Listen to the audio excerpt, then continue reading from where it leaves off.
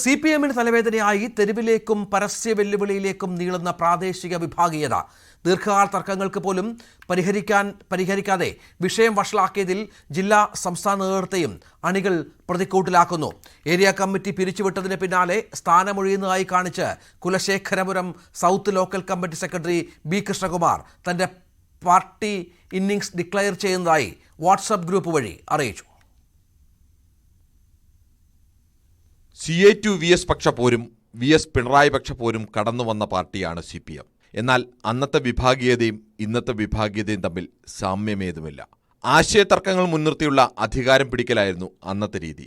ഇപ്പോൾ ആശയതർക്കങ്ങളില്ല, അധികാര തർക്കങ്ങൾ മാത്രം. സംസ്ഥാന രൂപമില്ലാത്ത പ്രാദേശിക വിഭാഗീയത.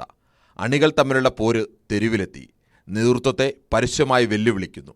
പാർട്ടി ഏരിയ കമ്മിറ്റി ഓഫീസിലേക്ക് മാർച്ച് നടക്കുന്നു.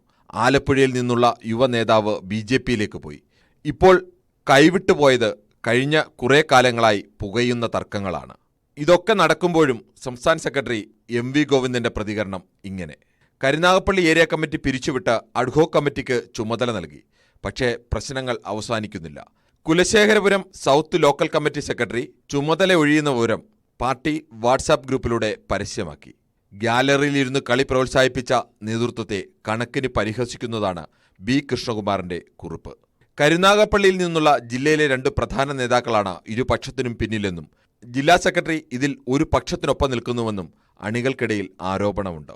പാലക്കാട് കൊഴിഞ്ഞാമ്പാറയിൽ സമാന്തര ലോക്കൽ സമ്മേളനം നടത്തിയതും സമാന്തര ഓഫീസ് തുറന്നതുമടക്കം സംസ്ഥാനത്തിന്റെ വിവിധ ഭാഗങ്ങളിൽ വിഭാഗീയ തർക്കങ്ങൾ നേതൃത്വത്തെ വെല്ലുവിളിക്കുന്ന തരത്തിലേക്ക് മാറുകയാണ്.